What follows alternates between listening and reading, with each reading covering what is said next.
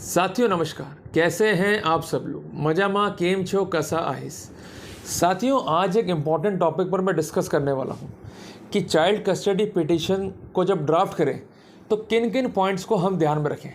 कुल मिला के जी नटशेल में बात क्या है कि प्रैक्टिकल पर्सपेक्टिव जो हमें ध्यान में रखने हैं ताकि हम एक अच्छी पिटीशन को ड्राफ्ट कर सकें, और हमें ध्यान में रखने हैं उन 8 पॉइंट्स को जो अक्सर हम ध्यान में नहीं रखते हैं, जिस कारण जीता हुआ केस भी हम हार जाते हैं। साथियों, जब भी पति और पत्नी के बीच डिस्प्यूट होगा तो पत्नी बच्चों को लेकर उसके पीहर आ जाएगी। अब उसकी स्ट्रेटजी क्या है कि बिल्कुल भी बाप को बच्चों से मिलने देना ही नहीं है। वो कितना ही ट्राई कर ले, चाहे वो फ़ोन कर ले, चाहे मिलने आ जाए, करना क्या जी, हमें उसकी बेइज्जती करनी है। कम्युनिकेशंस को अवॉइड करना है ताकि जब पिताजी हैरेस होंगे अल्टीमेटली वो डिप्रेशन में आएंगे और जैसा हम चाहते हैं वैसा हम कर पाएंगे। साथियों, आप भी बड़े भोले हो और भोला होना भी चाहिए, क्योंकि हम सच्चे हैं, झूठे नहीं हैं। मक्कार और बेईमान तो वो लोग हैं जिन्होंने सबसे पहले घर बिगाड़ा, अब पैसों के लिए लूट रहे हैं, और पैसों की लूट को पूरा करने के लिए बच्चे के कंधे पर बंदूक रखकर गोली चला रहे हैं, हमारे इमोशन से खेल रहे हैं। तो क्यों ना उन्हें सबक सिखाया जाए और एक ऐसा ड्राफ्टिंग तैयार किया जाए कि उनको परेशानियों का सामना करना पड़े और अल्टीमेटली जिस चीज़ के हम हकदार हैं, हमारा बच्चा, चाहे वो बेटा हो चाहे वो बेटी हो, हम तक जो है दोबारा पहुंच जाए। साथियों, अक्सर मैं देखता हूं कि जब आप चाइल्ड कस्टडी की पिटीशन ड्राफ्ट करते हैं तो उससे पहले जो भी ड्रामेबाजी आपकी और आपकी वाइफ के बीच में हुई है, जो आपने अपने सलाहकार को बताई, वो वैसे की वैसे ही इंकॉर्पोरेट करके पिटीशंस को जो है ड्राफ्ट करते हैं। उन पिटीशंस के बेसिस पर एक रनिंग मॉडल तैयार नहीं हो पाता। जब आप कोर्ट जाते हैं तो कोर्ट कहता है कि आपका व्यवहार खराब है और बच्चे के लिए उसकी माँ की कस्टडी जो है वो ठीक है।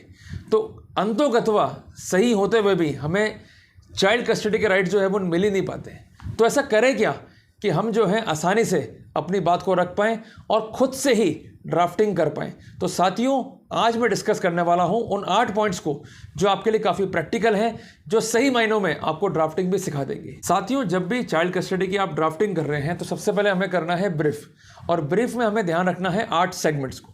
वो 8 सेगमेंट्स क्या हैं आप सबको पता है, पर उसके बावजूद भी हम उसे प्लीड नहीं करते हैं। हम क्या लड़ाई लड़ रहे हैं वाइफ से, उसके लिए गलत लिख रहे हैं और वो हमारे लिए जो है गलत लिखेगी। बट प्राइमरी की क्या है, जो सुप्रीम कोर्ट ने बोला कि बच्चे का वेलफेयर, बच्चे का अपब्रिंगिंग इंपॉर्टेंट है। अगर आपने वेलफेयर की बात ही नहीं करी, आपने अपब्रिंगिंग की बात ही नहीं करी, तो पिटीशन अपने आप में ही डिफेक्टिव हो गई।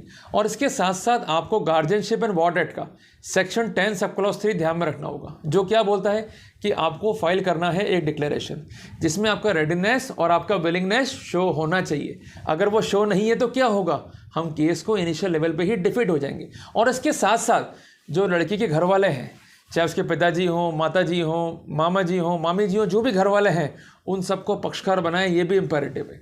अब हम आ रहे हैं उन 8 बिंदुओं पर जिसको हमें विशेष ध्यान रखना है और जिसको ध्यान में रखते हुए हमें ड्राफ्टिंग्स को कंप्लीट करना है। साथियों, पॉइंट नंबर 1 क्या है कि जब बच्चा माँ के गर्भ में था तो वहाँ पर आपने माँ का क्या ध्यान रखा, ये आपको जो है कोर्ट को शो करना है। उदाहरण के लिए आपने माँ का अच्छा ट्रीटमेंट कराया, उससे अच्छे हॉस्पिटल में लेके गए, उससे अच्छी से अच्छी मेडिसिन जो है दिलाई, ताकि आपका विकास जो है वो अच्छा हो सके। ये इसलिए इंपॉर्टेंट है कि इस पॉइंट को हम अक्सर भूल ही जाते हैं। हमें ये शो करना है कि आरंभ से ही मैं बच्चे को लेकर काफ़ी सेंसिटिव था और मैं चाहता था कि बच्चा पूर्ण रूप से स्वस्थ पैदा हो, जिस कारण मैंने माँ को अच्छे हॉस्पिटल में दिखाया, उसकी अच्छी मेडिकल केयर करी और उसको बेटर से बेटर दवाइयाँ और अकोमोडेशन जो है मैंने प्रोवाइड किया। साथियों, अब हम आ रहे हैं पॉइंट नंबर 2 के ऊपर। पॉइंट नंबर 2 क्या कि जब बच्चा पैदा होगा तो उस समय खर्चा किसने बियर किया। मैंने अक्सर ये देखा है कि लड़की घर वाले आपसे कैश में पैसा लेकर खुद जो है चेक से या यूपीआई के माध्यम से या किसी कार्ड के माध्यम से जो है पेमेंट कर देंगे। तो जब डिस्प्यूट होगा तो वो क्या बोलेंगे, जी बच्चे की डिलीवरी भी हमने कराई, सारा खर्चा हमने बियर करा। तो ऐसी गलती बिल्कुल ना करें, स्वयं खर्चा करें और इसका एक प्रॉपर रिकॉर्ड जो है मेंटेन करें और मेडिकल बिल्स को जो है मेंटेन करें। जिसका प्लस पॉइंट क्या है कि जब डिस्प्यूट हो गया, जैसा अक्सर होता आ रहा है, तो वहाँ पर ये मेडिकल बिल और जो ये पेमेंट जो है आपके काफ़ी काम आने वाले हैं। कि मैं बच्चे को लेकर काफ़ी सेंसिटिव था, इवन जब डिलीवरी हुई तो सारा खर्चा मैंने ही उठाया, जिसके प्रमाण मैं पेश कर रहा हूँ। तो ये भी आपके क्लेम को पॉजिटिव करेगा और बच्चा प्राप्त करने में काफ़ी हद तक आपके लिए सहायक है। साथियों, अब हमारे पॉइंट नंबर 3 के ऊपर। आप सब जानते हैं पॉइंट नंबर 3 क्या है, नहीं मालूम वीडियो को पॉज करो, गैस करो और मुझे कमेंट बॉक्स में जो है लिख के बताओ। चलिए जी, अब थोड़ा सा अपन आगे बढ़ते हैं। बच्चा थोड़ा सा जो है बड़ा होगा, पहले जाएगा प्ले स्कूल में, फिर जाएगा वो हायर स्कूल में। तो प्राइमरी की क्या कि बच्चे की एजुकेशन के लिए आप कितना समर्पित हैं और क्या क्या खर्चे आपने किए हैं और कौन से स्कूल में उसको भर्ती कराया है।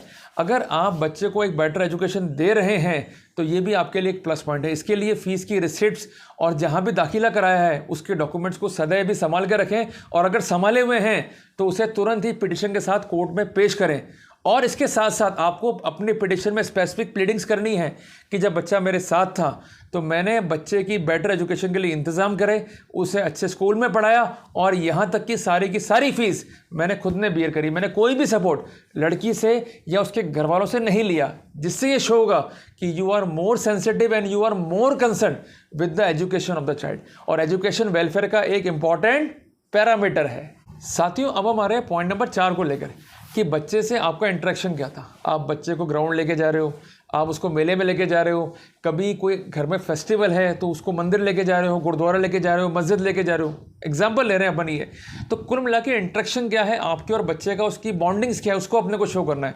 तो जितने भी फोटोग्राफ्स इस संबंध में हैं उन सबको पिटिशन में रखते हुए पिटिशन का उन्हें जो है भाग बनाएं। साथियों, अब हम आ रहे हैं पॉइंट नंबर 5 की तरफ कि आपकी फैमिली का बच्चे से इंटरेक्शन क्या है। जैसे घर में दादा है, दादी है, आपकी बहन है या अन्य रिलेटिव हैं, जब वो घर में आते हैं तो उनसे बच्चा कैसे इंटरेक्ट करता है, उसका कोई मेमोरी हो, कोई वीडियो हो या कोई फोटोग्राफ हो, उसको पिटिशन में लिखें, स्पेसिफिक भाग बनाएं, ताकि ये आप शो कर सकेंगे कि जब बच्चा घर में दोबारा आएगा तो उसे कोई तकलीफ नहीं है, सब उसको चाहते हैं। साथियों, अब हमारे पॉइंट नंबर 6 के ऊपर। अब वाइफ का अटैक क्या रहेगा कि मेरा हस्बैंड शराबी है, मेरा हस्बैंड कबाबी है, मेरा हस्बैंड औरतों को छेड़ता है, वो अत्याचारी है, उसका एक क्रिमिनल एंटीसीडेंट है। तो कोशिश कीजिएगा कि आपका क्रिमिनल रिकॉर्ड नहीं हो। अगर क्रिमिनल रिकॉर्ड नहीं है तो हमारे लिए यहाँ पर एक प्लस पॉइंट हो गया। और वाइफ के झूठे आरोप जो कि सामान्य रूप से वो लगाती है वो अपने आप में ही झूठे प्रकट होंगे, स्पष्ट होंगे, तो वहाँ पर आपके लिए वापस से एक प्लस पॉइंट हो गया। साथियों, अब हम आ रहे हैं पॉइंट नंबर 7 के ऊपर। अब आपको हिट करना है वाइफ को, यहाँ पर हिट करना है, ये शो करना है कि मैं जब जब मिलने गया तब तब मिलने नहीं दिया गया। सुप्रीम कोर्ट ने क्या बोला कि बच्चे का मिलना जरूरी है उसके पिता से, तभी उसका वेलफेयर होगा। ये तो खुद दुश्मन है वेलफेयर की। अगर ये पॉइंट प्लीड कर दिया और इसका कोई उत्तर नहीं दे पाए फिर आप जो है बढ़त ले गए यहाँ पर। अब साथियों, आते हैं लास्ट पॉइंट पे कि आपका कंसर्न। जैसे बच्चे के लिए कोई आपने मेडिकल पॉलिसी कराई हो या इसके अलावा कोई अकाउंट खोला हो, उसमें कोई अमाउंट डिपॉजिट कराया हो, या बच्चे के नाम कोई आपने एफडीज कराई हो थ्रू अप्रोप्रिएट मीन्स, तो ये भी एक इंपॉर्टेंट फैक्टर है। And these factors are required to be considered कि आप बच्चे के वेलफेयर के लिए और अपब्रिंगिंग के लिए रिस्पॉन्सिबल हैं और काफ़ी सेंसिटिव हैं।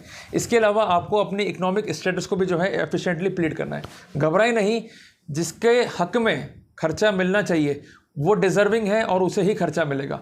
मैं बात कर रहा हूँ आपके बेटे और आपकी बेटी की। और एक बात स्पष्ट कर दूँ, जो रिसेंटली दिल्ली हाईकोर्ट ने कहा कि अगर पिताजी मेंटेनेंस दे रहे हैं, इसके लिए विलिंग है और माँ मेंटेनेंस मांग रही है, तो वहाँ पर विजिटिंग तो अलाउ होना ही होना है। तो घबराने का क्या, केवल हमें इन पॉइंट्स को ध्यान में रखना है, ध्यान में रखते हुए प्लीड करना है। निश्चित तौर पर हमारी जीत होनी ही होनी है। तो साथियों, घबराएं नहीं, ढंग से प्लीड करें, निश्चित तौर पर बच्चा या बच्ची आपके पास में होगा। तो साथियों, मैं ईश्वर से प्रार्थना करता हूं कि आपकी मुरादें जो है पूरी हो, आप अपने बच्चों से जो है मिल पाएँ। साथियों, अगर आपको वीडियो अच्छा लगा तो इसको लाइक और शेयर जरूर ठोकना। साथियों, मिलते हैं एक नए टॉपिक के साथ, तब तक के लिए जय हिंद, जय भारत।